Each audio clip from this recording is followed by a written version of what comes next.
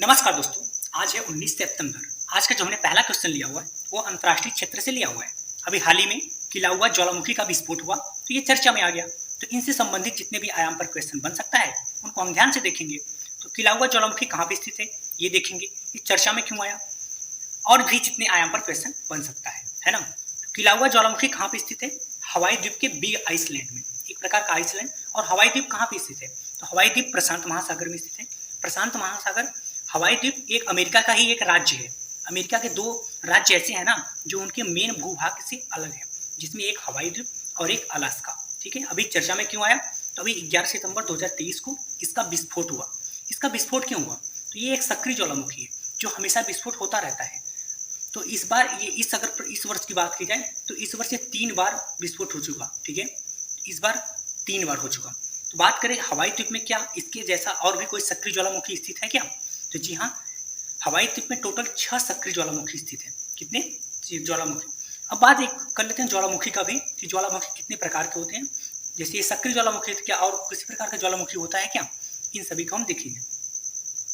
तो ज्वालामुखी को मुख्यतः 3 भागों में डिवाइड किया गया: सक्रिय ज्वालामुखी, सुसुप्त ज्वालामुखी और मृत ज्वालामुखी। सक्रिय ज्वालामुखी जो कुछ वर्षों पे, कुछ समय पे सक्रिय होता रहता है। सुसुप्त जो काफी टाइम से सुसुप्त अवस्था में है लेकिन कभी भी उद्गार हो सकता है। मृत जो पूरी तरह मृत घोषित हो चुका है, ये अब इसका उद्गार नहीं होगा।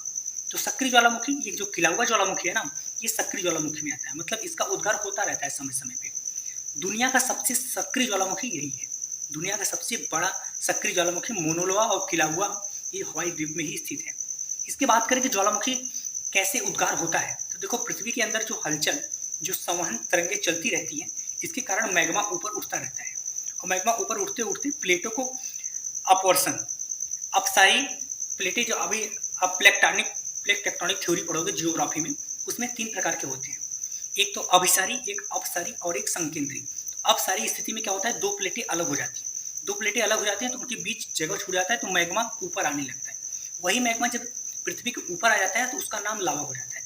अब ये लावा अलग अलग प्रकार से हो सकते हैं। इनके प्रकार के आधार पर अगर बात करें किलाउआ किस प्रकार का है, तो किलाउआ होलोकानी प्रकार का है। होलोकानी प्रकार का मतलब ये होगा कि ये जो लावा है, इनकी सांद्रता के आधार पर इनको प्रकार डिवाइड किया गया। सांद्रता मतलब डेंसिटी, कि उसमें कितना है। तो ये इतना चिपचिपा होता है कि ये बाहर निकलते ही एक झील नुमा बना देता है। और कुछ इतने कम सांद्रता के होते हैं तो राख के रूप में बदल जाते हैं। जो राख के रूप में बदल जाता है वो अलग प्रकार का हो जाता है, और जो चिपचिपा एक झील के रूप में बदलता है उसको होलोकानी प्रकार का कहते हैं। अब बात करें कि किलाउआ ज्वालामुखी कितनी ऊंचाई पर स्थित है, तो 1247 मीटर। ठीक है, चलते अपने नेक्स्ट टॉपिक हमने नियुक्ति से लिया हुआ है। अभी हाल ही में नेस्कॉन के नए चेयरमैन किसे नियुक्त किया गया, हमें देखेंगे किसे नियुक्त किया गया और उसके पहले कितने। जब कभी चयन का कोई क्वेश्चन आए ना, तो जो वर्तमान में जिसको चयन किया जाए और इसके पहले कौन रह चुका है, ये दोनों आयाम पर क्वेश्चन ध्यान से देखिएगा। और नेस्कॉन क्या होता है, नेस्कॉन किस प्रकार की कंपनी है, इसकी स्थापना और इसका कार्य। नेस्कॉन के नए चेयरमैन किसको नियुक्त किया गया? राजेश नाम्बियार को। राजेश नाम्बियार। पूर्व में कौन थे? अनंत महेश्वरी। नेस्कॉन क्या है? तो national association of software and service company. यह एक प्रकार की कंपनी है लेकिन राष्ट्रीय स्तर पर कंपनी है। तो यह किस प्रकार की कंपनी है? तो भारत में सूचना प्रौद्योगिकी आईटी एवं व्यवसाय प्रक्रिया प्रबंधन उद्योग का एक गैर लाभकारी कंपनी है। गैर लाभकारी का मतलब ये होता है कि यह गवर्नमेंट है, ये प्राइवेट कंपनी नहीं है। मतलब ये लाभ खुद के लिए नहीं है, ये सरकार के लिए काम करता है। अगर बात करें इसका कार्य क्या है, इसका उद्देश्य क्या है, तो यह आईटी उद्योग में काम करता है। तो आईटी उद्योग में क्या करता है?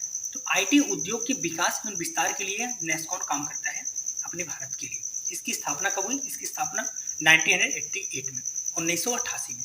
ठीक है, चलते अपने नेक्स्ट टॉपिक हमने अंतर्राष्ट्रीय संबंध से लिया हुआ है। इसको आप न्यायिक क्षेत्र में भी और कानूनी क्षेत्र में भी लिख सकते हो क्योंकि ये न्यायालय से संबंधित क्वेश्चन है। तो अभी हाल ही में देखते हैं क्या अपडेट है। भारत की मुख्य न्यायाधीश और किस देश के मुख्य न्यायाधीश के बीच एक विशेष एमओयू पर हस्ताक्षर हुआ। तो हम सबसे पहले ये देखेंगे कि कौन वो 2 देश हैं जिन दोनों देशों के बीच एमओयू पर हस्ताक्षर किया गया, और वो कौन सा एमओयू है, एमओयू क्या होता है, हस्ताक्षर किस पे हुआ, उसके साथ साथ भारत के मुख्य न्यायाधीश और उस देश के मुख्य न्यायाधीश और किस विषय पे हुआ, और एमओयू क्या होता है। तो भारत और किस देश के बीच एमओयू पर हस्ताक्षर हुआ? भारत और सिंगापुर के बीच। एमओयू क्या होता है? मेमोरेंडम ऑफ अंडरस्टैंडिंग, मतलब दोनों के बीच समझौता समझौता ज्ञापन। ठीक है, भारत के मुख्य न्यायाधीश कौन है? धनंजय यशवंत चंद्रचूड़, DY चंद्रचूड़। सिंगापुर की बात करें तो सुंदरेश मेनन। यह किस प्रकार का विषय था? किस प्रकार के विषय, किस प्रकार का समझौता है? तो यह न्यायिक सहयोग और न्यायिक क्षमता निर्माण के लिए समझौता ज्ञापन। इससे क्या होगा कि भारत और सिंगापुर के आपसी समन्वय और सद्भाव अंतर संचालितता, मतलब दोनों देशों के न्यायालय आपस में मिलजुल के जो समस्या दोनों को कॉमन होगा उनको समझाने का, उसको सुलझाने का प्रयास करेंगे। ठीक है, चलते हैं अपने नेक्स्ट टॉपिक। नेक्स्ट टॉपिक हमने खेल से लिया हुआ है। तो अभी हाल ही में देखते हैं खेल से क्या क्वेश्चन है। अभी हाल ही में US ओपन टेनिस 2023 का आयोजन किया गया। तो US ओपन टेनिस 2023 में पुरुष एकल वर्ग खिताब में किसने जीता? इसके साथ साथ हमने भी देखेंगे कि महिला एकल में कौन जीता, पुरुष युगल में कौन जीता, इसके साथ इसका संस्करण और इसका आयोजन, इसके साथ कुछ स्टैटिक पार्ट भी देखेंगे। तो US ओपन टेनिस 2023 में पुरुष एकल वर्ग में कौन विजेता हुआ? तो नोवाक जोकोविक, जो कि 24वां ग्रैंड स्लैम जीते हैं। ये कहाँ के हैं? ये सर्बिया के। उप विजेता की बात करें तो दानिल मेदवेदेव, कहाँ के हैं? रूस के। अगर यही महिला एकल की बात करें तो महिला में भी हम विजेता और उप विजेता देखेंगे। विजेता कौन? Coco Gauff, USA, united state of America. उप विजेता आरियाना, कहाँ की? बेलारूस की। अब देखो, ये तो एकल की बात हो गई, पुरुष एकल और महिला एकल की। अब यहाँ पे पुरुष युगल, युगल में मतलब क्या होता है? दो लोगों की बात आती है। तो अब देखिए यहाँ पे कौन विजेता हुआ? तो राजीव राम, जो कि यूनाइटेड किंगडम के हैं, सैलिसबरी, जो कि USA के हैं। उप विजेता कौन हुआ? सेकंड स्थान पे कौन रहा?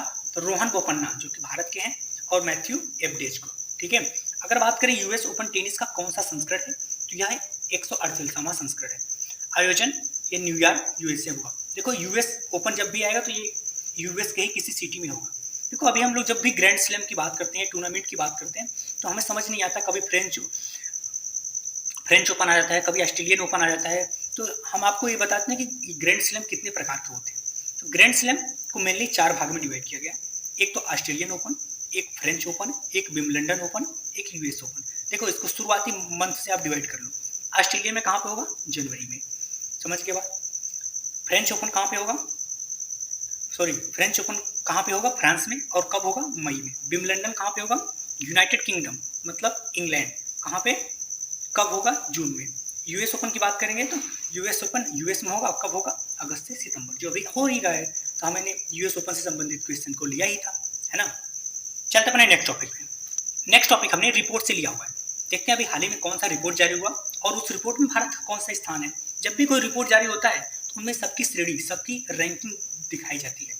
तो बात करते हैं कौन सा रिपोर्ट जारी किया गया, किस आधार पर रिपोर्ट जारी किया गया, उसमें कौन प्रथम, कौन द्वितीय, कौन तृतीय, कितने देश, कौन सा स्थान भारत का, किस प्रकार का ये रिपोर्ट है, इन सभी आयामों पर हम देखेंगे। तो अभी हाल ही में जो रिपोर्ट जारी किया गया उसके आधार पर सर्वश्रेष्ठ देशों की रैंकिंग में भारत का कौन सा स्थान है, हम देखेंगे भारत का कौन सा स्थान है। उसके पहले ये देखते हैं कि ये जो रिपोर्ट जारी किया गया किसके द्वारा जारी किया गया। तो ये रिपोर्ट को जो जारी करता है ये US की एक न्यूज वर्ल्ड रिपोर्ट है, जो कि हर वर्ष जारी किया जाता है।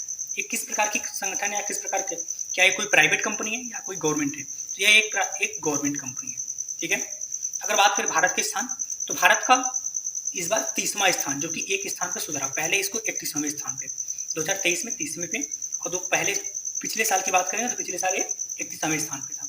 प्रथम पे कौन स्थान है? स्विट्जरलैंड, जो कि पिछले साल भी प्रथम पे था। कनाडा द्वितीय पे, तृतीय पे स्वीडन। बात करें इसमें कुल कितने देशों को आकलन किया गया, इसमें कुल कितने देश? 87 देश। यह रिपोर्ट किस आधार पर तैयार किया जाता है, इसमें कितने फैक्टर पे काम किया जाता है? तो यह रिपोर्ट कुछ मुख्य बिंदुओं पर ध्यान दिया जाता है, जिसमें यह देखा जाता है कि स्थिरता किसमें कितना ज़्यादा है, प्रगति कौन किस आधार पर कर रहा है, पर्यावरण की स्थिति क्या है, और उसके साथ साथ संस्कृति को भी कौन कौन लेके चल रहा है। इतने आयाम पर उसमें साथ में लेके चलते हैं। धन्यवाद दोस्तों। अगर आपको शॉर्ट नोट्स के माध्यम से कम समय में ज़्यादा पढ़ना है तो हमारे साथ जुड़े रहिए।